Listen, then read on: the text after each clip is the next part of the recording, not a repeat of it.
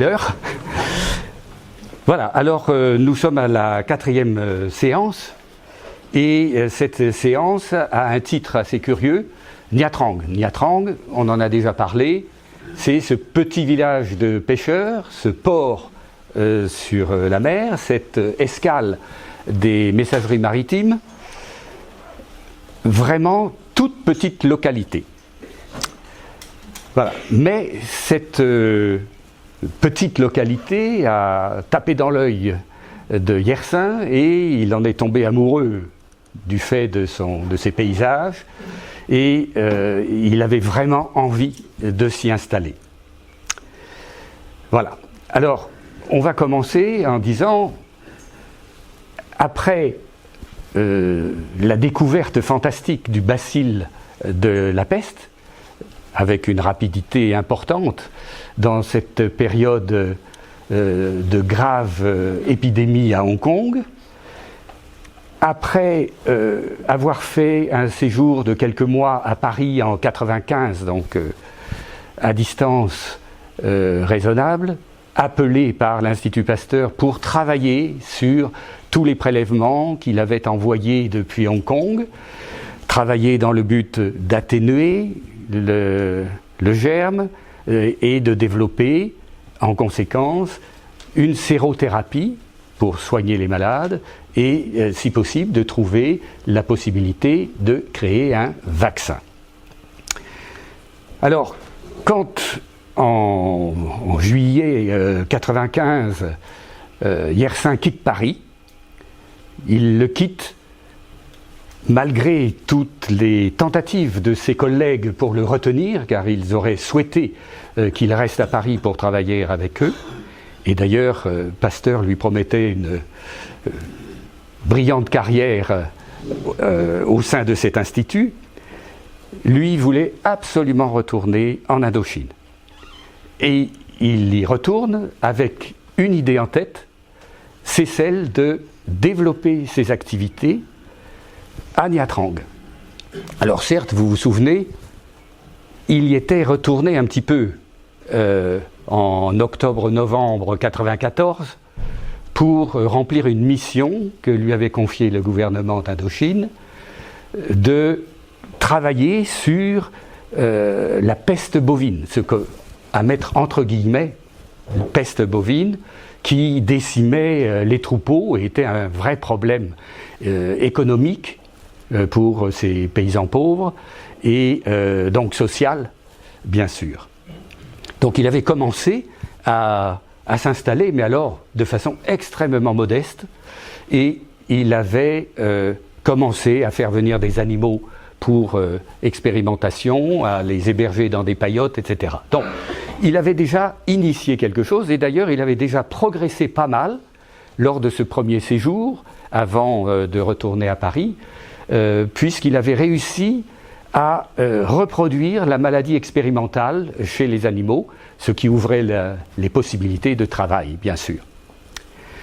Voilà. Alors, il avait cette idée, et cette idée le taraudait tellement qu'il avait sollicité à Paris des subventions gouvernementales pour développer son activité, et qu'il voulait à Nha Trang. Ce qui était évidemment un peu surprenant pour les autorités, parce que Nha Trang, loin de Saïgon, loin des routes, enfin des circuits de circulation, puisque la voie maritime était tout de même la voie dominante, et quand il est parti, il ne savait pas s'il obtiendrait ces subventions, et en plus, il savait très bien que s'il en obtenait, ce ne serait pas suffisant pour faire tout ce qu'il souhaitait faire, et qu'il faudrait donc qu'il associe à ces activités pour lesquelles il était missionné des activités complémentaires, rémunératrices, pour autofinancer ces multiples activités qu'il envisageait déjà. Donc Nha Trang, c'est l'endroit où il voulait aller, c'est l'endroit où il voulait travailler, c'est l'endroit où il voulait passer sa vie, en fait. Alors, il avait l'idée également, ça il ne le disait peut-être pas en partant de Paris, de créer carrément un nouvel Institut Pasteur, parce qu'il il restait très attaché à l'équipe avec laquelle il avait travaillé, de façon très fructueuse d'ailleurs. Et donc il voulait rentrer finalement d'une certaine manière dans la famille pasteurienne en créant un nouvel Institut Pasteur. Grosse différence avec par exemple l'Institut Pasteur de Saigon, où là c'était le gouvernement français qui avait demandé à l'Institut Pasteur de créer quelque chose, un centre de vaccination, etc., à Saigon. Et donc, Roux avait à ce moment-là désigné Calmette pour occuper ce poste. Mais là, c'était donc une décision venant de Paris, passant par Pasteur et créant quelque chose. Là, c'est différent. C'est Yersin qui a envie de continuer à travailler dans le cadre de l'Institut Pasteur et qui demande donc de créer un Institut Pasteur, mais à l'endroit où lui le veut. C'est vous montrer le niveau d'indépendance intellectuelle de ce chercheur. Et il savait que de toute façon, il aurait beaucoup de travail à faire parce que les indemnités qu'on lui proposait, créer un Institut Pasteur, c'était tout de même sous la responsabilité administrative du gouvernement d'Indochine, je crois. Et donc les fonds n'étaient pas illimités. Et l'Institut Pasteur n'avait pas de fonds pour financer, etc. Donc il savait qu'il devrait faire vivre cette activité, en partie par ses propres moyens. Alors je vous rappelle par cette petite carte où est Nha Trang. Nha Trang est là, vous voyez, sur la côte donc, Saigon étant là, les bateaux descendent, voilà, et là, le tout petit port, qui est un port d'escale avec quelques centaines d'habitants au maximum. Alors, vous situez aussi sur cette carte, je ne la remontrerai pas parce que, bon, on parlera tout à l'heure du plateau de Lang Bian et de Dalat, et de Dangkia, qui est en bordure de ce plateau. Donc je vous le montre maintenant, de façon à ce que vous vous souveniez où ça se trouve. Donc Nha Trang, tout petit village, essentiellement de pêcheurs, qui est dans un site assez enchanteur, puisque maintenant c'est devenu une station balnéaire, enfin une station touristique, très touristique, avec une vaste baie, occupé par quelques îles, assez vastes d'ailleurs, et situé à quelques dizaines de kilomètres d'un arrière-fond montagneux, forestier, considéré comme assez impénétrable d'ailleurs. Alors là vous avez deux photos, la première en haut à gauche, vous voyez bien que ce n'est pas une photo d'époque, elle date de 1968, c'est ce que j'ai pêché sur internet, mais elle m'a semblé intéressante parce que cette vue d'avion, on n'avait pas encore de drone à l'époque, donc c'est une vue d'avion, montre bien cette péninsule qui ferme la baie étant là, voilà, qui ferme la baie, le nord est là-bas, hein, et donc cette péninsule elle est à peu près nord-sud, et vous avez le village de pêcheurs qui est là, l'Institut Pasteur qui est là. Et la résidence, bon là ce sont des maisons des résidents français, des quelques-uns, et puis la résidence du résident, représentant du gouvernement d'Indochine, se trouvait un petit peu plus au sud. Alors voilà la baie, comme vous voyez, les montagnes ne sont pas loin. Il y a le long de l'estuaire de cette rivière, des champs cultivables, etc., mais c'est tout de même une bande assez étroite.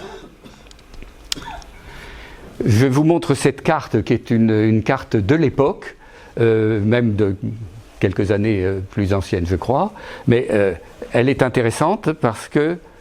non, pardon, 1933, excusez-moi, 1933, elle montre la pointe des pêcheurs, que vous voyez, je l'ai entourée en jaune là. Alors, cette carte, elle est pas comme d'habitude, vous voyez, le nord est à gauche. le nord est à gauche, donc vous voyez que cette péninsule des pêcheurs, elle se trouve grosso modo sud-nord, quoi. Mais déjà en 1933, vous voyez qu'une ville s'était déjà bien développée, vous voyez tout ça, qui évidemment n'existait pas à l'époque de Yersin, ou tout au moins à son arrivée, puisque là, en 1933, il avait 70 ans. Donc, il y vivait toujours, d'ailleurs. Voilà. Alors, en août 95, donc le voyage, je vous rappelle, c'est 3-4 semaines. Hein, il est parti en juillet, il arrive en août à Saigon. Et il va très rapidement à Nha Trang, tout de suite, en prenant la voie maritime en partie et terrestre ensuite. Et là, il va commencer à s'installer de façon un peu plus solide, un peu plus pérenne que cette petite installation fragile et transitoire qu'il avait utilisée fin 94, début 95. Et il achète d'emblée un vieux blockhouse. Je ne sais pas le situer, je n'ai jamais trouvé de cartes sur lesquelles on le voit, ou de photos sur lesquelles on le voit. Mais donc c'était un cube de briques avec un toit de tuiles, et bien modeste, puisqu'il faisait 7,50 m sur 7,50 m. Ça, c'est dans les textes, donc on peut l'affirmer. Et une pièce par niveau, rez-de-chaussée, premier, deuxième. Qu'est-ce qu'il y avait? Alors, il y avait au rez-de-chaussée son séjour, au premier étage son bureau, et au deuxième sa chambre. Voilà. Il va évidemment développer cette habitation pour la rendre agréable, et il va l'entourer de façon périphérique d'une large véranda. Il aimait beaucoup, notamment le soir, regarder du côté de la mer, regarder du côté de l'estuaire, et quand il sera vieux, dans ces dernières années, où il se déplaçait peu, il s'installait sur sa terrasse avec ses jumelles, et il faisait des observations depuis sa terrasse, notamment sur les marées, on en parlera peut-être. Alors, petit détail, en 1908, il remplacera le toit de tuiles par une terrasse sur laquelle il installera une coupole astronomique pour faire des observations astronomiques avec sa lunette astronomique qu'il avait achetée. Donc, il obtient assez rapidement des réponses concernant la création d'un Institut Pasteur à Nha Trang. Vous voyez que septembre 1995, donc 1 ou 2 mois après son retour en Indochine, il apprend qu'on acceptait officiellement de créer un Institut Pasteur à Nha Trang, avec des objectifs bien fixés par les autorités: produire du sérum antipesteux de façon importante et suffisante en cas de, etc. Et puis pour traiter, je vous rappelle qu'en 1994, l'épidémie était loin, la pandémie était loin d'être terminée. Hein. Vous vous souvenez de la carte sur laquelle on notait tous les endroits où elle était apparue jusqu'au début du XXe siècle. Et deuxièmement, de continuer à travailler pour développer un vaccin, mais également de poursuivre aussi l'étude de ces épizooties, c'est-à-dire maladies infectieuses des animaux et des troupeaux qui faisaient tant de mal au plan économique, parce qu'un paysan qui perdait une partie de son cheptel par cette peste bovine, par exemple, qui était à ce moment-là très vigoureuse, c'était catastrophique. Alors, Yersin fait venir quelques animaux au départ. C'était quelques-uns, il y en a eu 9 ou 10 en 1994 et début 1995. Puis après, quand il est rentré, il y en avait une vingtaine, etc. Des juments, des gros animaux, donc pour la production de sérum, mais aussi les petits animaux d'expérience pour faire tout ce qui bactériologiquement est nécessaire pour mieux connaître et travailler sur le microbe. Et puis bien sûr, tous ces animaux dont il avait besoin, il fallait les nourrir, donc il fallait trouver des pâturages, il fallait trouver les moyens d'entretenir ces animaux. Alors il développe progressivement, pour héberger tous ces animaux, des paillotes, c'est-à-dire, vous avez vu ce que c'est qu'une paillote, ça se construit en 3 jours ou 4 jours, et donc c'est assez simple d'augmenter en fonction de l'augmentation du cheptel. Et en même temps, il sait bien que ces paillotes ne seront que provisoires, il commence à faire construire des bâtiments en briques qui résisteront mieux d'ailleurs aux intempéries, tempêtes. Vous comprenez que la situation au bord de l'océan est tout de même assez fragilisante. Et ces bâtiments en briques, voilà comment il les dessine. C'est un dessin de Yersin là que je vous montre. Bon, si ça veut bien marcher, voilà. C'est un dessin de sa main. Alors, les échelles, etc., me semblent probablement pas très exactes. Quand on voit des photos, ça ne doit pas être exact. Mais c'est pas grave. On voit donc la péninsule des pêcheurs, qui est comme ça, hein, avec le village des pêcheurs tout à fait sur notre gauche, le nord étant sur notre gauche. Hein. Le blockhouse doit être également, peut-être à la pointe même, puisque généralement un ouvrage défensif, on le met à l'entrée, vraiment à l'entrée. Il devait être exactement à la pointe, je pense. Et ce blockhouse se trouvait, en tout cas, on le dit dans certains textes, à 600 mètres de la résidence du représentant du gouvernement indo-chinois, résidence qui est là. Alors là, j'ai tracé en bleu tout de même. Lui avait fait son dessin au crayon ou à la plume, je ne sais plus. Mais en tout cas, on ne voyait pas nettement. Donc je vous ai marqué la rive, la bordure de mer, ici. Et de ce côté-là, c'est la rivière, la rivière, le long de laquelle il y avait les maisons des Français étrangers. Voilà. Alors ces bâtiments, vous voyez qu'il y en a un grand, qui est le principal, qui faisait 30 ou 50 mètres, 50 mètres je crois, dans lequel il installait son laboratoire. Il y avait d'autres bâtiments pour héberger les bêtes, les petites, les grandes, etc. Il y avait une maison pour les vétérinaires, et il y avait également un château d'eau, ici. Alors, le cheptel deviendra de plus en plus important et assez rapidement, il s'aperçoit qu'il ne peut pas rester là, d'autant que le fourrage n'est pas suffisant aux alentours de Nha Trang même et qu'il faut aller le chercher plus loin. Donc, ça fait beaucoup de transport par voie fluviale, bien sûr, mais ça fait beaucoup de transport, de délais, de coûts. Et donc, il faut absolument qu'il trouve une solution. Alors, vous avez ici des travaux effectués par des ouvriers.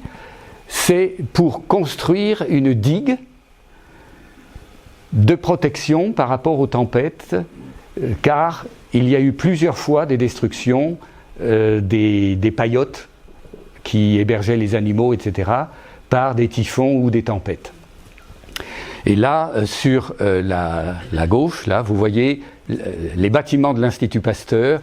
Cette photo date de 1904. Donc, en 1995, c'était pas encore aussi joli, pas encore aussi beau. Alors, cet Institut Pasteur, il va le doter de tout le modernisme de l'époque. Et ce modernisme, il comprend, bon, bien entendu, le matériel classique, hein, les étuves, les fours, etc. Mais également, il y installe l'électricité. Et cette électricité, eh bien, c'est une dynamo qui est actionnée par un moteur à gaz. Bon, je ne vous dirai pas quel est le gaz qui est, mais les ingénieurs doivent certainement imaginer un petit peu de ce dont il s'agit. Il a également installé l'eau courante ce qui évidemment n'existait pas antérieurement dans le village, en faisant des puits et en assurant le pompage grâce à un moulin à vent. Et il remplissait ainsi un château d'eau qui permettait d'avoir de l'eau sous pression partout où on en avait besoin. Il a également très tôt acquis une machine à glace, qui au départ qu'il a fait installer par des gens venant de Saigon, mais ensuite il en a racheté une qui soit plus productive, plus économe, etc. et plus intéressante. Mais alors là, c'est lui qui s'y est mis. On parlera de son ingéniosité et de ses capacités de connaissance dans bien des domaines, et notamment de la mécanique. Alors il y avait aussi des broyeurs pour la paille, etc. Alors, pour illustrer un petit peu l'admiration que pouvait avoir quelqu'un qui ne le connaissait pas et qui venait lui rendre visite, Liu Tè est venu lui rendre visite, est passé à Nha Trang en septembre 96, où il a rencontré le résident français, bien sûr, et sa maman, qui l'a beaucoup admiré. D'ailleurs, c'était une femme âgée, mais très brillante intellectuellement, et Liu Tè a eu beaucoup de plaisir, dit-il, à discuter avec elle, et puis évidemment pour rencontrer Yersin et discuter avec lui. Et voilà ce qu'il écrit dans un recueil de ses lettres qu'il a publié ensuite, au début du XXe, et qui s'intitule « Lettres du Tonkin et de Madagascar ». Alors, je cite ça parce que, c'est tout un style qui est relié à l'époque, bien entendu, mais ça montre tout de même l'admiration qu'un homme comme Liu Tè était susceptible d'avoir pour un scientifique, un petit bonhomme scientifique perdu au fin fond d'un Indochine. Le docteur Yersin, élève de Pasteur et de Roux, ce jeune médecin de la marine, il n'a pas 30 ans, alors c'est pas tout à fait exact, il a 32 ans, c'est pas grave, s'est voué à la science microbienne et à la recherche spéciale de vaccins extrême-orientaux avec la foi, la volonté, la passion des grands musiciens. Comme tous ceux qui surgissent, il a trouvé d'abord des montagnes d'obstacles, de doutes et de formalisme. Je pense que Yersin lui a expliqué un petit peu tout le mal qu'il a eu à obtenir ce qu'il était en train de faire. Comme tous ceux qui croient et veulent, il les a vaincus, les vainc et les vaincra. C'est très militaire comme moyen de s'exprimer, et très admiratif pour le bonhomme aussi. Il s'est attelé d'abord à deux grands fléaux qui ravagent bêtes et gens d'Asie, la peste bovine et la peste humaine dite bubonique. Voilà. Alors, je tenais à vous montrer ça parce que c'est tout de même un témoignage direct de quelqu'un. Alors voilà Yersin à son bureau. Donc là, je pense que c'est plutôt au début du XXe siècle qu'à la fin du XIXe. Et voici un peu l'ensemble des activités que Yersin développait dans cet endroit. Tout seul au départ. Alors, on lui avait demandé de continuer les recherches sur le vaccin antipesteux. Il est sûr que cette tâche a assez rapidement été réalisée plutôt à Saigon et à Paris. Et que lui s'est beaucoup plus concentré assez rapidement sur la recherche sur les maladies animales touchant les troupeaux. Et plus tard, il s'occupera aussi de vaccins, mais de vaccins contre la rage des chiens. À l'époque, lorsqu'un chien était suspect, etc., il était abattu automatiquement, et connaissant mieux la procédure à suivre, il a développé un vaccin permettant d'éviter l'abattage systématique. Deuxième volet de ses activités, il fallait faire des productions de sérums, production de vaccins. Alors ça dépendait évidemment des maladies, des sérums et des vaccins contre des maladies humaines. Et là, évidemment le sérum antipesteux, mais aussi antitétanique, vaccin contre la rage qui existait là-bas, le tétanos, la diphtérie, le choléra, les méningites. Et puis, sérums et vaccins contre les maladies animales. Et donc, on avait déjà parlé de la peste bovine la fois précédente. Évidemment, il n'a pas réussi à isoler de germes, puisque ce n'étaient pas des bactéries. Mais il a su développer une maladie expérimentale, créer des sérums qui pouvaient être utilisés et créer également des vaccins après atténuation, etc. Pour tout cela, il lui a rapidement fallu de l'aide et il a obtenu la venue d'un premier vétérinaire qui a été tout seul pendant un an ou deux, Monsieur Pesas. Et puis après, il y en a eu un deuxième qui est venu, mais l'effectif est resté à 2 vétérinaires ensuite. Et puis, il s'est adjoint aussi les services de personnes administratives, parce que la gestion de tout ça devenait vraiment complexe pour lui, qui avait horreur des chiffres, et évidemment, il était bien contraint de le faire, et heureusement, il a trouvé des gens extrêmement bien adaptés, qui étaient sur place, et avec qui il est devenu réellement ami, enfin, ami comme on pouvait être ami avec Yersin. Hein, on en reparlera, mais c'était un homme qui était extrêmement réservé, et pour qui l'amitié, il y avait beaucoup de distance, et on se vousoyait plus qu'on se tutoyait pas, je pense. Alors voilà, par exemple, vous voyez qu'il avait des assistants, et il a embauché beaucoup de personnel pour l'entretien de ce cheptel qui devenait important, et comme aide au laboratoire, et comme assistant pour tous les soins. Autre activité qui n'est pas apparue d'emblée, mais qui est devenue assez rapidement nécessaire, celle d'un enseignement vétérinaire.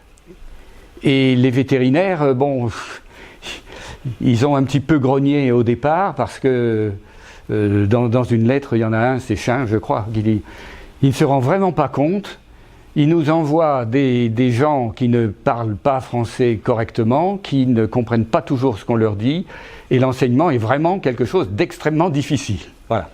Mais il a réussi tout de même à les pousser à faire cet enseignement pour des élèves aides-vaccinateurs, et lui en avait besoin pour traiter les épizooties locales, etc., sur une période de 6 mois. En 6 mois, il estimait qu'ils étaient formés, mais également pour des vétérinaires français, puis français et annamites, qui avaient été formés à Hanoï, par exemple, ou qui venaient d'ailleurs, ou qui venaient de France, d'ailleurs, pour qu'ils aient une formation complémentaire sur les maladies locales. Parce que, évidemment, les maladies locales n'étaient pas exactement celles qu'on enseigne dans les écoles vétérinaires à l'époque. Alors cette formation complémentaire des vétérinaires était sur 3 mois, et elle a assez rapidement été rendue obligatoire pour tous les vétérinaires venant de France, par exemple. Ils devaient passer par cette formation. Donc il s'est coltiné ça, ou tout au moins il a organisé pour que ce type de formation existe. Et puis enfin, il était absolument nécessaire de développer l'agriculture, c'est-à-dire, agriculture ça veut dire, il y avait de la forêt, il fallait d'abord défricher, travailler les sols, ensemencer les cultures, planter, etc. Et donc c'était un gros travail qui ne pouvait pas se faire du jour au lendemain, qui demandait beaucoup de personnel. Et tout à l'heure on parlera de l'impact social, c'est l'embauche, donner de l'emploi aux populations, c'était quelque chose d'important.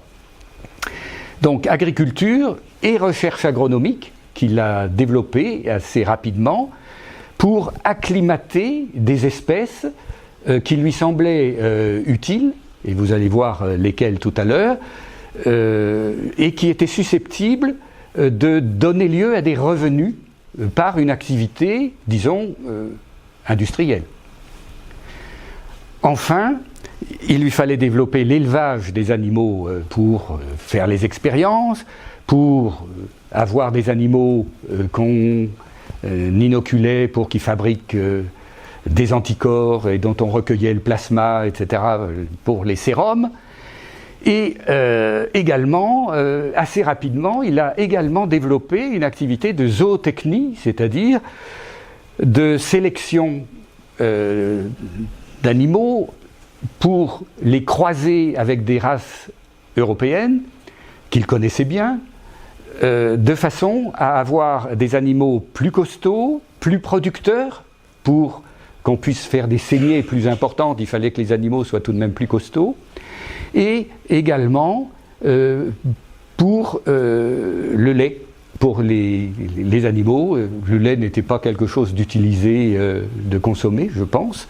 Et donc, pour les étrangers, les Européens, c'était intéressant d'avoir une production laitière meilleure que celle des races locales, qui étaient des races assez solides, mais de petite taille et peu productives de lait. Elles étaient bonnes pour faire du trait, pour les cultures, etc. Alors, voilà ce qu'est devenu. Alors ça, c'est une photo assez tardive, qui doit être des années 30. Son blocos, il est pas mal, hein. Il a pas mal évolué tout de même. Et cette galerie périphérique, ça devait être effectivement assez sympa. Et on imagine le plaisir qu'il pouvait avoir à y être. Vous voyez que la coupole astronomique se trouve sur le côté. Ce qui veut bien dire qu'on est même peut-être à la fin des années 30, parce que dans ces années-là, il a un peu abandonné l'observation astronomique. Ça ne l'intéressait plus. Il était passé à autre chose. Il avait envie de revenir, de faire des traductions d'auteurs grecs et latins, en particulier. Je dis ça parce que ça m'a assez étonné, mais enfin voilà. Et donc, il avait fait démonter sa coupole astronomique pour la mettre dans le jardin à côté. Donc, c'est donc à la fin de sa vie, ça. C'est pas les années 90. Hein. Voilà. Alors, comme je vous l'ai expliqué, il y avait absolument besoin d'étendre les domaines, Nha Trang étant bien trop petit, et donc, il y a essentiellement 3 sites proches, et d'autres un peu plus lointains dont je vais parler. Alors je les cite là, et puis je reviendrai ensuite à chacun d'entre eux, ou à quelques-uns d'entre eux en tout cas. La première extension, c'est celle à la citadelle de Kanhoa. La citadelle, entre guillemets, c'était la résidence des mandarins. Et donc c'était là, toujours d'ailleurs, à cette époque, le mandarin résidait là. Donc c'était un vaste espace, mais tout autour, il devait y avoir pas mal de place, j'imagine. Et donc, c'était à 10 km du port, disons. Et là, il a installé essentiellement des écuries et des pâturages. Et puis le deuxième site, c'est le site encore un peu plus loin, en remontant la rivière, mais sur un affluent d'ailleurs de la rivière de Nha Trang, qui s'appelle le Suoi Giao. Bon, alors là, la prononciation, pardonnez-moi, hein, j'imagine qu'on le prononce comme ça, mais c'est probablement autrement. Alors, ce site, il était encore plus loin, 19 ou 20 kilomètres, et c'est en 1898 qu'il commence à y installer une station agronomique. Et c'est là qu'il va développer la culture de l'EVA, on en reparlera, et l'élevage. Troisième station, c'est une station en altitude, parce que celle de Suoi Giao, c'est à peu près à 50 mètres ou 100 mètres d'altitude. Et là, il y a énormément de moustiques, etc. Et les bovins, notamment, les bovins venant d'Europe, attrapaient des maladies qui n'étaient pas compatibles. Donc, station d'altitude, c'est en 1914 qu'il le fait. Donc, vous voyez, il y a déjà pas mal de temps qui s'est écoulé. Et cette station du Ronde-Bas, sur une montagne, a un climat tempéré, mais bien arrosé, bien humide, avec un sol qui convient à pas mal de choses. Et initialement, il l'avait destiné à la culture de l'arbre à quinquina. Et puis, il voulait faire également un élevage de ces bovins reproducteurs qui ne soient pas soumis aux maladies de la plaine. Ultérieurement, il a développé d'autres stations d'agriculture à côté du plateau du Lang Biang, et je vous remontrerai la carte si vous voulez. Alors, voilà la première station. Là, je n'ai trouvé comme seule photo celle-là. Bon, c'est dommage, bon, c'est pas très brillant comme illustration, mais c'est la seule que j'ai trouvée. Et vous voyez que ce sont déjà des bâtiments, ça doit être au début du XXe siècle, probablement. Donc, construction progressive des bâtiments, évidemment, ça ne s'est pas fait du jour au lendemain, dans lesquels il a installé des laboratoires, des salles d'opération des animaux, des magasins, une bibliothèque. Il a créé des box, des écuries avec des box pour les chevaux producteurs de sérum, des écuries d'isolement pour les animaux au début de leur inoculation, etc., des pavillons pour les petits animaux, un chenil expérimental, alors ça c'est dans les années 30, quand il a travaillé sur la rage des chiens. Il a à ce moment-là créé un chenil de 65 niches tout de même, bien sécurisé pour qu'il n'y ait pas d'accident de laboratoire avec la rage évidemment. À tout cela, des dépendances sont nécessaires pour les matériels, pour stocker les fourrages, etc., sans compter les châteaux d'eau, il y en a 2 je crois, une glacière, etc., et les logements pour le personnel. Vous voyez que c'est une véritable petite ville, une grosse ferme, disons, qui est créée là. La deuxième station, c'est la station de Suoi Giao, donc à une vingtaine de kilomètres de Nha Trang. Et cette station, qui est située, qu'il va développer au bord de la petite rivière du même nom, au pied d'une montagne. Alors là, il y a des... J'hésite, la montagne, je ne sais pas si c'est ce qui est appelé dans certains textes Suoi Dao, D-A-U, ou bon... Là, il y a un flou dans ma tête et dans les textes, il y a des contradictions. Donc là, il se rend compte qu'il est encore indispensable, la citadelle de Kanroa ne suffit pas, il lui est indispensable d'avoir plus de surface pour héberger les animaux, pour avoir des cultures, des prairies, etc. Et il obtient pour ce faire du gouvernement général un secteur de... Pas beaucoup, 500 hectares. C'est rien, mais c'est de la forêt. Vous imaginez 500 hectares de forêt qu'il faut abattre et rendre cultivable. C'est un travail énorme. Bon, et donc, vous comprenez aussi que pour l'emploi dans le secteur, c'était bienvenu. Donc cette concession initiale de 500 hectares, parce que vous verrez après, il a eu absolument besoin pour la culture d'EVA, il avait besoin de plus de surface, ça s'est étendu jusqu'à 1200 hectares. Le chiffre étant un peu aléatoire parce que les manières de compter et de mesurer et de métrer étaient assez grossières. Donc ça lui permettait... de faire tout cela, mais en l'absence d'altitude, il y avait toujours autant de moustiques. Et ça, c'était un problème tout de même important. Les moustiques et le paludisme, bien entendu. Alors, pour développer tout ça, pour acquérir des terres supplémentaires, il n'avait pas obtenu les subventions nécessaires, et il a recouru à ses propres fonds, c'est-à-dire ces soldes, elles sont passées en partie dans l'acquisition. Et Calmette et Roux, vous voyez que les liaisons d'amitié sont tout de même solides, ont participé financièrement à ces acquisitions, à ces développements. Donc ça, tout de même, assez admirable. Voilà, donc l'installation, grand bâtiment, large véranda, un étage, les laboratoires, un séchoir pour le latex. Alors ça, c'est à partir du moment, donc au début du XXe siècle, à partir des années 1904, 5, 6, etc., où ça devenait nécessaire de traiter la production de cette plantation de latex. Et des écuries, des hangars, des maisons d'habitation pour les vétérinaires et pour l'adjoint, puisque là maintenant il a en plus un adjoint.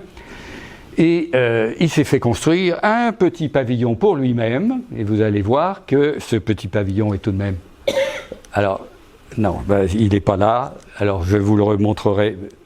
Non, je vous le montrerai une autre fois, alors. Voilà. Alors, toujours intéressé par ce qui est moderne, dès 1921, Yersin fait installer un équipement télégraphie sans fil, pour qu'on puisse communiquer entre ces divers sites. Parce que vous comprenez, de Nha Trang à Kanroa, à Soegiao, et ensuite le prochain site dont nous allons parler, les communications étaient indispensables parce que pour aller d'un endroit à l'autre, ce n'était pas commode du tout. Alors lui se déplaçait à bicyclette pour aller à Kanroa. Après, quand c'était un peu plus loin, il prenait une charrette. Et puis après, il a acquis une automobile. On en parlera. C'est la première qui soit arrivée dans le secteur. Voilà. Alors voilà la ferme. Vous voyez tous les bâtiments. Vous voyez que c'est vaste, etc. Et il y a beaucoup de clôtures, etc., car les troupeaux doivent être protégés contre les prédateurs, et notamment les tigres. Et voilà la station. Alors, les débuts ont été très rudes. Bon, il fallait d'abord défricher, et puis il fallait lutter contre les prédateurs. Il fallait en même temps réussir à avoir... une reproduction animale suffisante pour développer le cheptel, et puis malheureusement, ce cheptel, il était lui aussi sensible aux épizooties. Et donc, il fallait lutter contre tout ça. Les pâturages étaient donc entourés par une double enceinte, de façon à ce que les tigres ne viennent pas les détruire. Et puis aussi, une fois... Yersin a fait venir de Suisse des cloches. Et il a mis des cloches au cou de certaines de ses vaches, dans l'idée que ça effraierait peut-être les tigres. Voilà. Bon, donc il y a deux versions sur la chose, mais on ne va pas entrer là dans ces détails. Alors, il fallait également... il y avait beaucoup d'employés, mais alors... Ces employés, on n'allait pas leur faire 20 km aller-retour tous les jours. Donc, il a fait construire des hameaux pour ses employés en veillant à ce qu'ils aient des lopins de terre pour y faire pousser du riz, des légumes, enfin de tout ce dont ils avaient besoin pour se nourrir. Alors, pour la zootechnie, il a fait venir 2 vaches bretonnes et un taureau. Quand il les a fait venir, il les avait accompagnés. C'était lors d'un de ses voyages. Et sur le bateau, ils étaient installés sur un pont arrière. Et il allait tous les jours les voir si on s'occupait bien d'eux. Il venait leur donner un petit peu à manger. Enfin, il avait l'œil sur les animaux qu'il importait. Et alors, le taureau, il l'a fait monter d'emblée en altitude. Vous allez voir ça très bientôt. Mais les 2 premières vaches, elles sont mortes très vite de peste bovine. Alors au départ, on s'est dit, est-ce qu'elles ont attrapé dans le trajet, etc. Et en fait, non. C'est en basse altitude, les vaches bretonnes, ne résiste pas à la peste bovine, et donc il en a fait venir d'autres ensuite, et il les mettait à ce moment-là dans la station d'altitude. Alors, dans cette station de Suoigao, il a développé, à partir de 1898, donc très tôt, dès la création, des cultures d'EVA sur ces territoires déforestés. Et on lui a donné des graines du jardin botanique de Saigon, des graines qui d'ailleurs venaient de Malaisie, mais enfin, c'est le responsable du jardin botanique de Saigon qui lui en a fait le don, qui lui a donné la moitié de ce qu'on lui avait donné. Voilà, c'est sympa tout de même. Moitié-moitié. 1000 graines pour l'un, 1000 graines pour l'autre. Et donc, lui a fait ses essais pour sélectionner les sujets les plus adaptables, les acclimater, trouver les sols les plus favorables, y apporter ce qui était nécessaire, donc toujours avec le même esprit scientifique, c'est-à-dire qu'il a des registres, il note tout, il note ses hypothèses, il note ce qu'il fait, il note les résultats obtenus, il corrige, il revérifie. Bref, c'est un vrai scientifique, c'est un agronome comme s'il était sorti d'une école d'agriculture. Autodidacte, hein, pour le moment, autodidacte. Et puis après, il fera venir aussi des spécialistes et des gens, mais il ira se former aussi en visitant à Java, à Sumatra, et puis je sais, à Hue aussi. Donc il y avait un jardin botanique à Hue un peu plus haut, un peu plus au nord, et donc il l'apprend. On a aussi ses carnets où il notait tout ce qu'il a remarqué, les dessins des plantes, les méthodes de culture, d'assolement, de ceci, de cela. Donc un travail en profondeur, c'est pas de la superficie. Alors pour mention amusante, entre le moment où on plante un jeune sujet et le moment où on récolte son latex, il faut au minimum 5 à 6 ans. Minimum 5 à 6 ans. Et il faut que la culture ait réussi, il ne faut pas que tous les sujets soient morts, il faut avoir réussi à sélectionner les bons. Et la première récolte, en 1905, bon, certains auteurs disent 1903, mais 1903 ça me semble trop court, c'est plutôt 1905, il l'a vendu à qui ? À Michelin. Voilà. Alors, c'était 1500 tonnes ou quelque chose comme ça, donc une production significative, mais tout de même modeste. Et après, ça va devenir industriel et beaucoup plus important, et beaucoup plus rémunérateur, ce qui était absolument nécessaire pour ses finances. Alors, il ne s'est pas contenté de l'EVA, il a également fait des études d'arboriculture, il a créé des pépinières, des cultures tropicales diverses, le café, le cacao, etc. Mais là, il n'en parle même pas, parce que c'est vraiment, là, ce sont des espèces qui sont bien acclimatées et tout, alors pour lui, bon, c'est du jardinage, quoi. Alors voilà sa plantation d'EVA, et voilà le bonhomme à côté d'un arbre qui est saigné, et donc il a travaillé également sur les méthodes de récolte, car les habitudes dans les pays où il y a des EVA sauvages, etc., c'était de faire les saigner un peu n'importe comment, ou tout au moins. Alors lui, il a rationalisé à la fois la méthode, la fréquence, les périodes où on pouvait le faire, mais aussi les outils, de façon à ce que les scarificateurs ne blessent pas trop l'arbre et qu'il... Enfin, bref, vous voyez que le travail, il est très en profondeur sur tous les sujets. Alors voilà, c'est sa maison de Suoigao, qui est sur le flanc de la montagne, orienté à l'ouest. En bas, c'est le Suoigao, et lui, il est un petit peu en hauteur, et il regarde le coucher de soleil le soir. Voilà. Mais isolé, vous voyez. C'est un homme solitaire. Et il aime qu'on lui fiche la paix. C'est un ami fidèle, mais un ami qui veut tout de même garder ses distances et son autonomie. Voilà, alors évidemment ce qu'il dit, ça c'est une phrase à lui, en 1914 j'avais fait construire à Soigao un pavillon qui devait me permettre de séjourner à proximité de la plantation et d'assurer ainsi une meilleure surveillance générale. Voilà, donc il y a une motivation tout de même, hein, parce qu'il a beaucoup de résidences secondaires cet homme.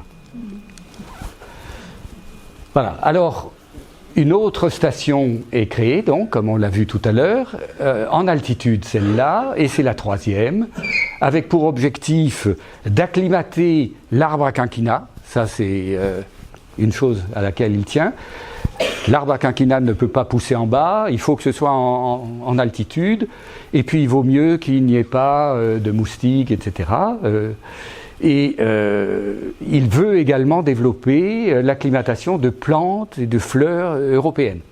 Il est en relation assez étroite avec Villemorin, la firme de graines, et donc il a travaillé pour eux et avec eux en même temps, et il a fait des travaux dans ce sens.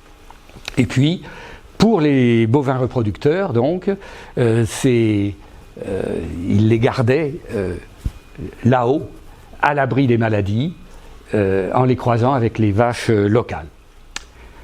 Alors cette station d'altitude, elle est à 30 km de Soigao, donc ça fait 50 km à peu près de Nha Trang, donc ça fait assez loin.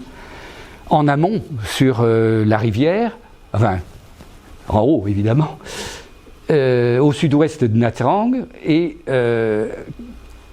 c'est un plateau qui a un climat tout à fait satisfaisant, avec une vue panoramique sur la chaîne et sur la chaîne anamitique, et ça, il est très sensible à ces paysages. Un problème, c'est que pour y accéder, c'est un sentier forestier, un sentier à peine tracé. Il faut 6 heures de marche. Bon, donc on n'y va pas tout de même. Alors voilà des photos. Alors celle de gauche, évidemment, c'est une photo moderne. Le site a été préservé, il est trésor national, enfin je ne sais plus exactement comment ils appellent ça, mais je trouve cette vue intéressante parce qu'on voit qu'il est vraiment situé en altitude, hein, et qu'il voit la mer, les montagnes, etc., et les maisons des autres employés se trouvent plus bas. Alors ça, c'est sa maison. C'est une photo qu'il a prise lui, hein, c'est une photo de Yersin sur sa maison à l'époque. Voilà. Alors, encore un dessin de Yersin, vous voyez la signature en bas. Ici. Bon. Vous voyez avec quelle minutie il dessine tout ce panorama et voilà, et en identifiant chacun des sommets, etc., avec la mer de Chine à l'est et les montagnes à l'ouest, etc.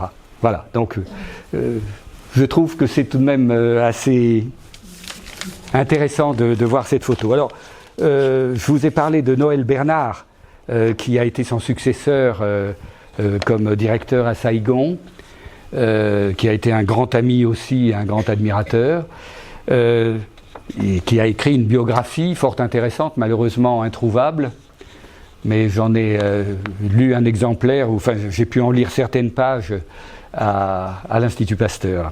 Alors, dans le passage correspondant au Ronba, voilà ce que dit Noël Bernard. Les Moïs sont déboisés au sommet du pic, une surface de 2 hectares pour dégager la vue sur les 4 points cardinaux. Un grandiose panorama s'offre alors au regard. Sur la mer de Chine à l'est, l'horizon s'étend du cap Varela au cap Padaran. De nombreux massifs montagneux descendent, sur un secteur de 180 degrés, par des vallées boisées jusqu'à la plaine côtière, que ces cultures et ces dunes de sable divisent en damiers. Et par les clairs de lune, les ondulations de la forêt moutonnent en déferlant sur la mer de Chine, dont l'éclat argenté éclaire l'horizon. Je ne sais pas si vous vous rendez compte. Bon. Du côté ouest, apparaissent à une quinzaine de kilomètres de distance à vol d'oiseau les hauts sommets de 2000 mètres d'altitude de la chaîne adamitique. Parfois, le Ronba et les hauts sommets des montagnes voisines émergent d'une voûte de nuages qui cache toutes les régions basses, véritable paysage d'hiver enseveli sous la neige. Voilà. Bon. Alors, on sait que Yersin était très sensible au paysage, très sensible à la montagne, qu'il a beaucoup excursionné. Et donc, c'est pour ça que je vous ai lu ce texte, parce que ça doit correspondre à ce qu'il ressentait, et c'est pour ça qu'il a installé sa maison là. Alors, malheureusement, les résultats qu'il a obtenus avec l'arbre à quinquina ont été médiocres. En 1917, donc 3 ans après, il trouvait que c'était trop décevant pour être poursuivi. Et en revanche, il était convaincu qu'il fallait rester en altitude et il a trouvé dans la région, un petit peu plus au sud, divers plateaux à Dran, à Ziring et au Petit Langbian, des endroits où, là, il a bien réussi à acclimater l'arbre à quinquina et à développer donc la production qui est arrivée malheureusement un peu tardivement, mais il a réussi à devenir un producteur industriel. Bon, petite parenthèse, pourquoi s'est-il intéressé à l'arbre à quinquina? Vous savez, ça permet de fabriquer la quinine qui est le traitement majeur du paludisme, et que le paludisme est une maladie extrêmement importante, puisque à peu près 15% des patients hospitalisés à l'hôpital de Nha Trang l'étaient pour un paludisme, et que le paludisme représentait 10% de la mortalité dans cet hôpital. C'est-à-dire, c'est vraiment... Alors, pour obtenir de la quinine, c'était les Néerlandais qui avaient quasiment le monopole. Ils avaient 90% de la production, et cette production,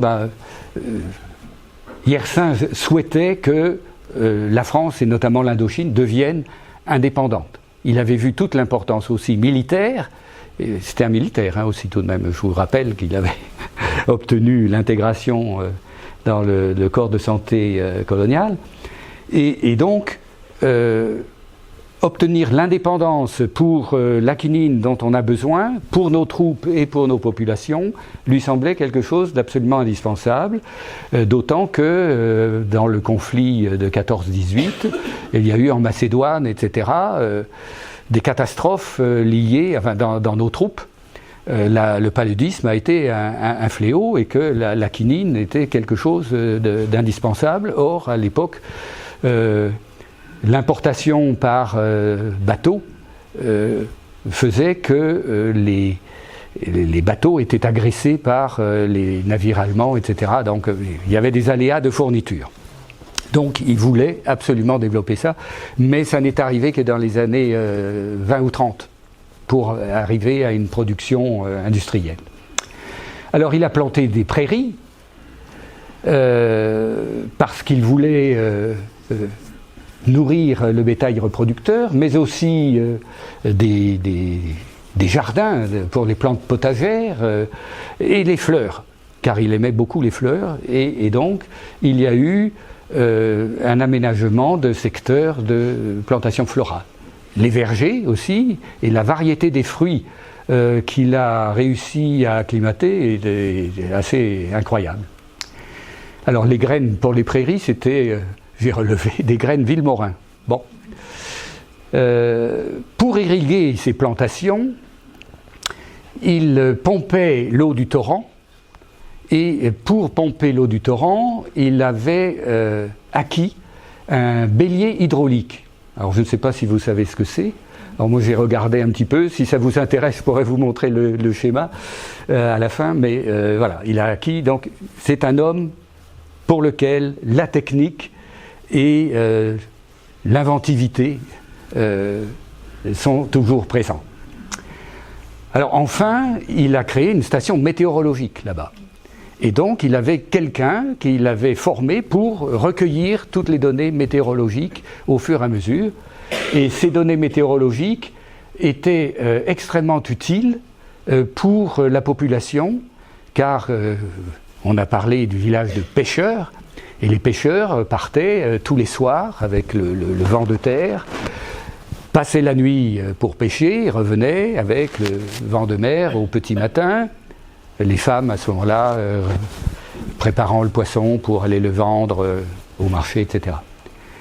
Et donc, les marins, ils étaient dépendants aussi de la météo. Et le développement de cette station météorologique a été extrêmement apprécié par la population, car Yersin prévenait de l'arrivée de perturbations, voire de typhons, etc. Et donc, il est arrivé plusieurs fois qu'il aille voir les pêcheurs en leur disant « Ne sortez pas ce soir ». Voilà. Alors, 6 heures pour accéder à ce site, c'est tout de même très difficile, très long, très fatigant. Et il fallait construire une route d'accès. Il n'y avait pas de sous, pas de matériel. Il y avait de la main-d'œuvre qu'il fallait embaucher, mais alors il s'est chargé de tout. Il n'y avait pas de sous, je vais tout faire. Il a fait le géomètre, il a fait le tracé, il a fait conducteur de travaux pour les terrassements, pour les murs de soutènement là où il y en avait besoin, pour des petits ponts pour passer des torrents, etc. Et tout ça, il l'a fait en autofinancement.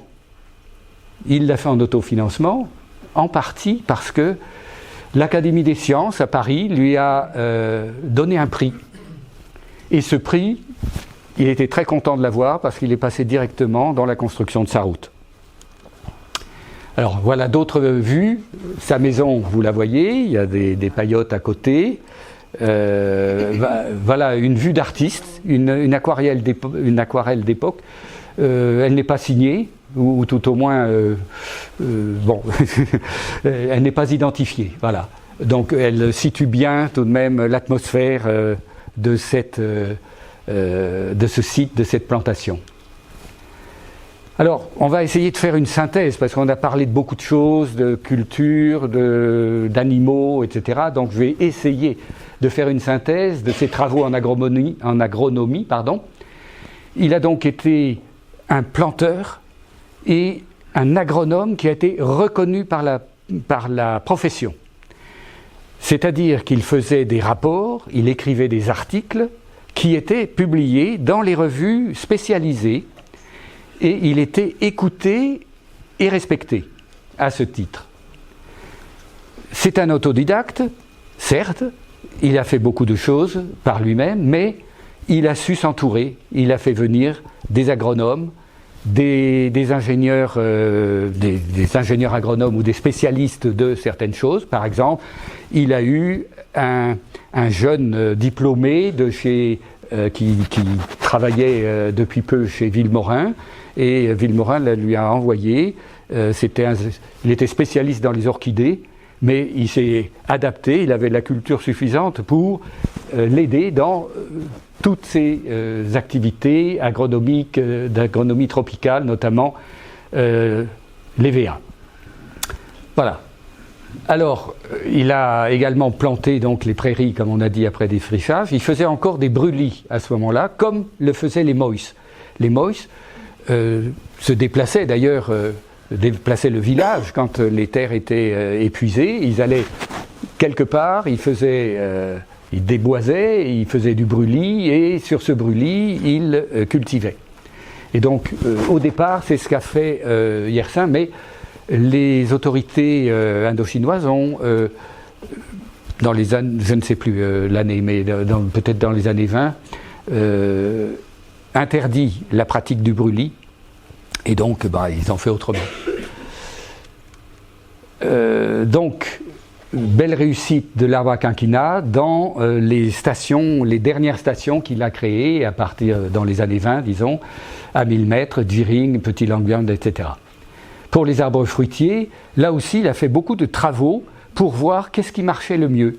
Est-ce qu'il fallait partir de noyaux qu'on semait, de petits sauvageons qu'on récupérait en France, ou d'arbustes déjà développés sur lesquels on faisait des greffes. Donc tout ça, des études avec toujours le même esprit scientifique. Pour un agronome qui n'a pas de formation agronomique, c'est pas mal. Plantes potagères, problème des chenilles qui lui ont créé beaucoup de problèmes parce que les bouffaient beaucoup de choses. Plantes à fleurs, et au Rondbas notamment, il a créé un jardin pittoresque, un jardin alpin. En Indochine, c'est pas mal tout de même. Un jardin alpin sur la crête du Rondbas.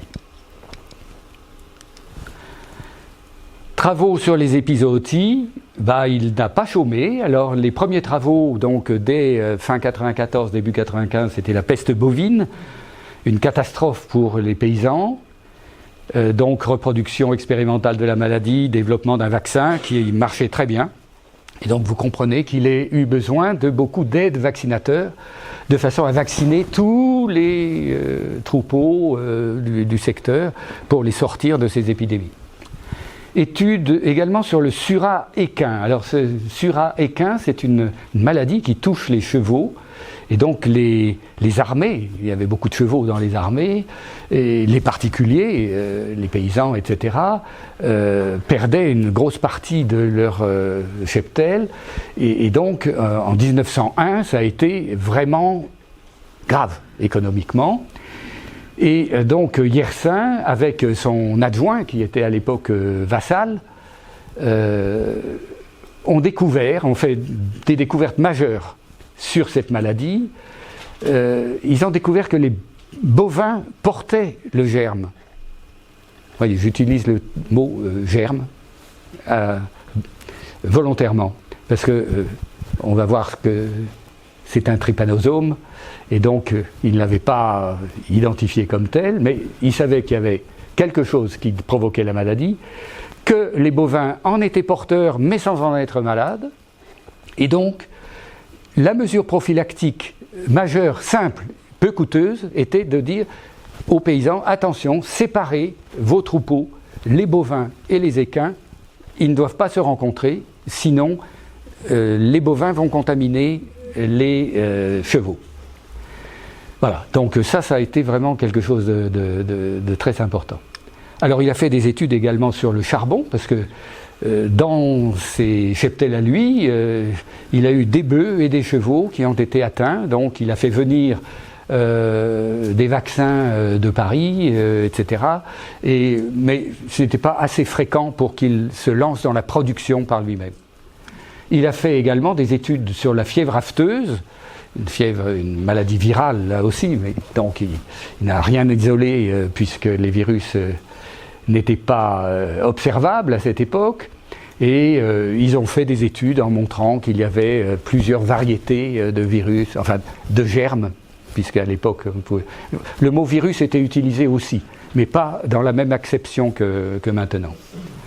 Enfin, Larache, je vous ai dit deux mots, son chenil lui a permis de faire des travaux pour développer un vaccin spécifiquement canin et pour traiter également les animaux qui en avaient besoin plutôt que de les abattre.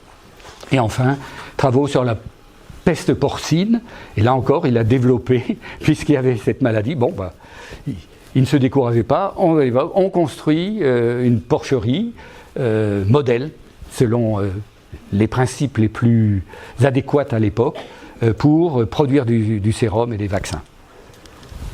Voilà. Alors tout cela ne s'est pas fait sans difficulté. Au début de l'installation, je vous ai parlé des tempêtes, des pluies massives de mousson, etc., qui ont fait beaucoup de mal à ces bâtiments fragiles. Il a eu également, à un moment donné, assez tôt, une épidémie de tétanos chez ses juments, qui étaient des juments productrices de sérum qu'il avait immunisées et auxquelles il faisait des saignées suffisamment espacées pour récupérer le sérum. Donc tout ce travail-là a été, pour les animaux qui sont morts du tétanos, il perdait sa source de production. Et il a eu aussi une épidémie de charbon chez ses chevaux, donc là aussi il a fallu, et puis il y avait les tigres, etc. Il a eu une autre catastrophe pour lui, Monsieur Pesas, son premier vétérinaire, avec qui il travaillait vraiment en parfaite harmonie, qui le remplaçait quand il partait, par exemple quand il est parti à Bombay, il laissait Monsieur Pesas sur place en disant « je suis tranquille ». Malheureusement, dans le voyage entre Saïgon et Bombay, il apprend quoi? Il apprend le décès de Monsieur Pesas, d'une forme maligne, probablement de peste. Il n'a pas eu le temps de développer les bubons, mais c'est très probablement une peste par accident de laboratoire. Voilà. Donc, pour répondre à des questions, c'était un métier dangereux, même le travail de laboratoire. Voilà. Donc, M. Pesas en sait quelque chose. Voilà.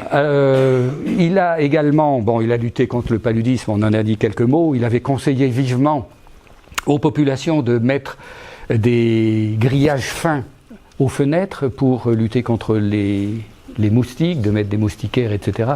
Mais là, il n'a pas eu beaucoup de succès. En revanche, tous les Européens ont adopté ces mesures totalement, et Madame Vassal en parle d'ailleurs dans ses mémoires. Pour la plantation d'EVA, il a eu en 1909 une catastrophe d'un typhon qui lui a fait perdre une grande partie de ses EVA, l'obligeant à faire de nouvelles plantations complémentaires et retardant la production massive. Voilà. Et puis, autre problème auquel il a été confronté, c'est celui de la chute des cours du caoutchouc en 1922. Là, malheureusement, il n'y pouvait rien, mais ça a fait, pour les finances de l'établissement, un trou. Voilà.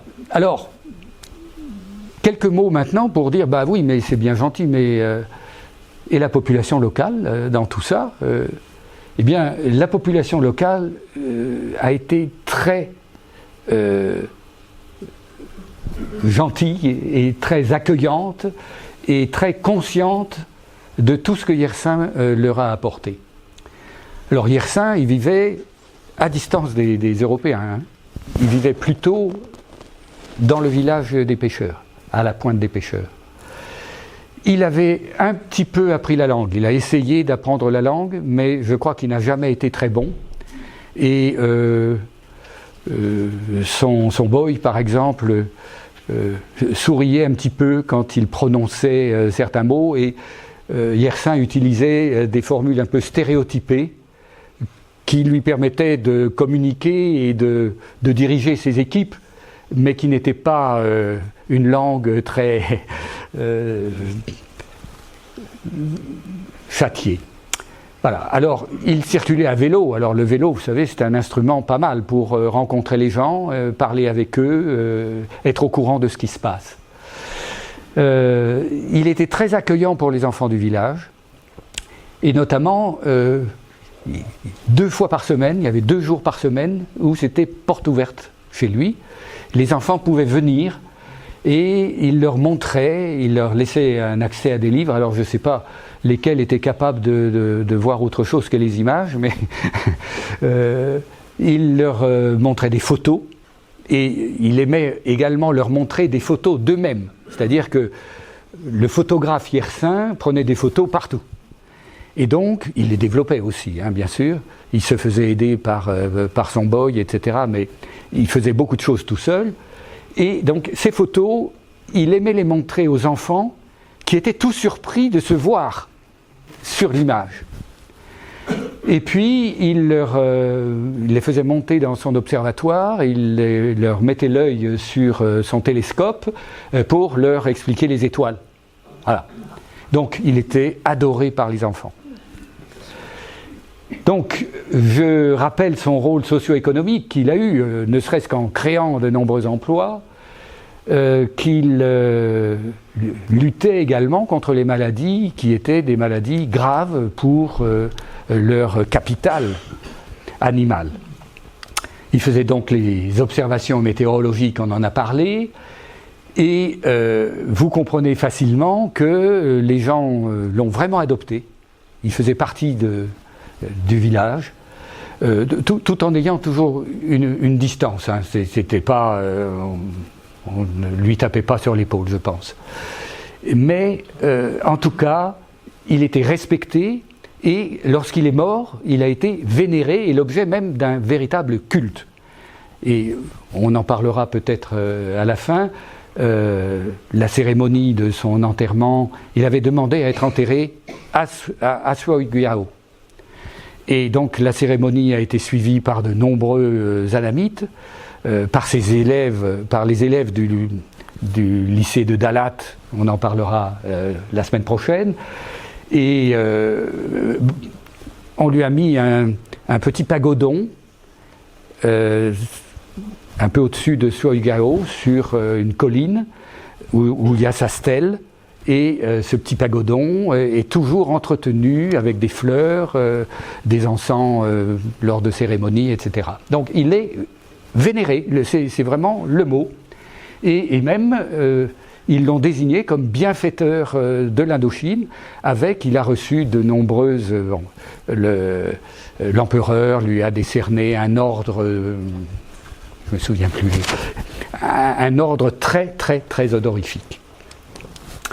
Voilà, alors, c'était un médecin aussi, donc il s'est aussi occupé de médecine vis-à-vis de sa population, et pour lui, soigner les gens, c'était normal, et il n'était pas question de faire payer. Et donc il donnait des soins gratuits, mais aussi il soignait les petits bobos, les petites plaies des pêcheurs, etc. Il faisait l'infirmier en même temps. Alors, il y avait un hôpital. Bon, je n'ai pas encore compris exactement à partir de quand il a été créé, etc. Mais donc, avec son adjoint, il faisait des visites régulières à l'hôpital. Il y avait des médecins locaux, hein, des médecins anamites qui appliquaient les méthodes traditionnelles, mais lui apportait finalement le plus de la médecine occidentale. Et donc, l'activité à l'hôpital, il connaissait et il la faisait régulièrement. Il faisait également des visites hebdomadaires sur les chantiers des travaux publics. Il y avait en effet de gros travaux publics pour la création d'une ligne de chemin de fer de Saigon, passant par Nha Trang et allant à Turan. Et ce chantier qui a duré des années employait beaucoup de travailleurs du Tonkin, qui n'étaient donc pas habitués au climat du sud, et le paludisme faisait des ravages extrêmement importants, et donc il faisait des visites sanitaires et il essayait d'expliquer les moyens de protection, etc. Il a eu également l'occasion, toujours chez ces mêmes travailleurs du Tonkin, de diagnostiquer une épidémie de typhus. C'est la première fois qu'on observait du typhus en Cochinchine, enfin en Annam. C'était pas une maladie courante, et là ils ont vu ces éruptions, cette fièvre, etc. Et avec Vassal, ils ont fini par affirmer le diagnostic de typhus. Ça a donné l'objet à une publication, à une communication à l'Académie des sciences. Voilà. Voilà. Et enfin, en 1931, donc assez tardivement, il a commencé à développer un laboratoire d'analyse biologique qui faisait un peu tout, hein, qui faisait la biochimie, l'anapathe, etc. 1931, à Nha Trang. Voilà. Donc, pour conclure, j'espère que oui, c'est ça, vous allez dire ouf. Il est resté à peu près, pas tout à fait, mais presque un demi-siècle d'enracinement. dans ce Nha Trang. Et il ne voulait pas le quitter. Il y est mort parce qu'il ne voulait pas le quitter. Donc, son port d'attache, c'était là. Mais toutefois, il n'était tout de même pas enfermé dans Nha Trang. Il voyageait beaucoup. Vous avez vu toutes les missions qu'on lui a confiées pour aller à Bombay, pour aller à Madagascar, pour aller en Chine, etc. Il a donc beaucoup bougé, mais il revenait toujours et il assurait la continuité dans ses établissements par le personnel qui avait l'air de l'apprécier beaucoup, même si certains ne sont pas restés très très longtemps, mais un certain nombre y sont morts aussi, par exemple Pesasse.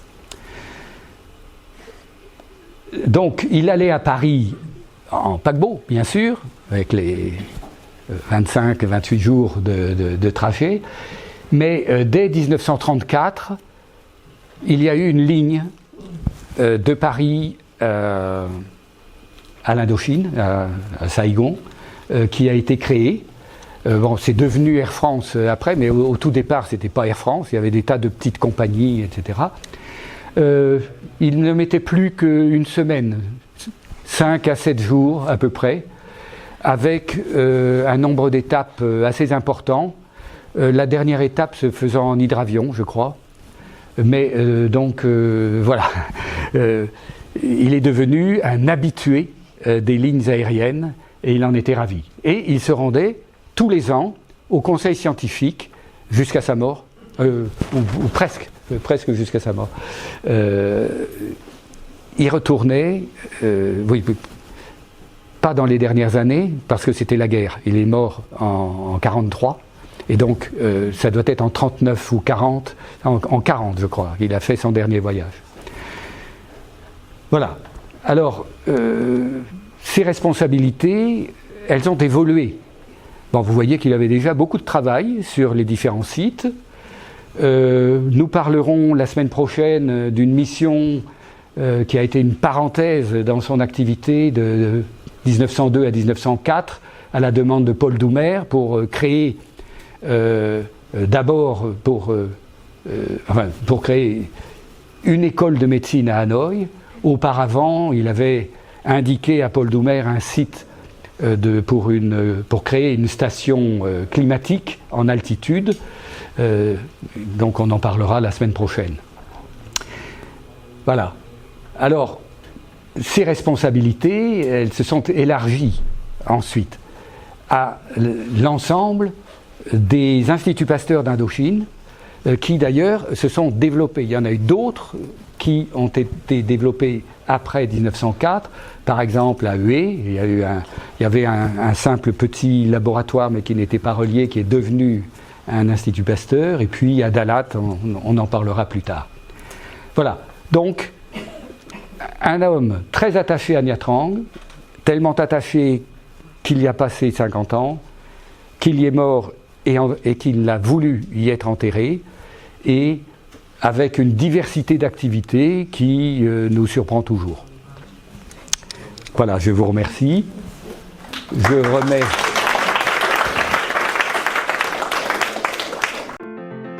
Si cette vidéo vous a plu, vous pouvez nous rejoindre à l'Université du temps libre de Tarbes et de Bigorre à l'adresse utl-tb.info. Vous pouvez aussi nous encourager en cliquant sur le pouce vers le haut. Les commentaires de soutien sont également les bienvenus. Et n'oubliez pas, si ce n'est déjà fait, de vous abonner. Merci et à bientôt.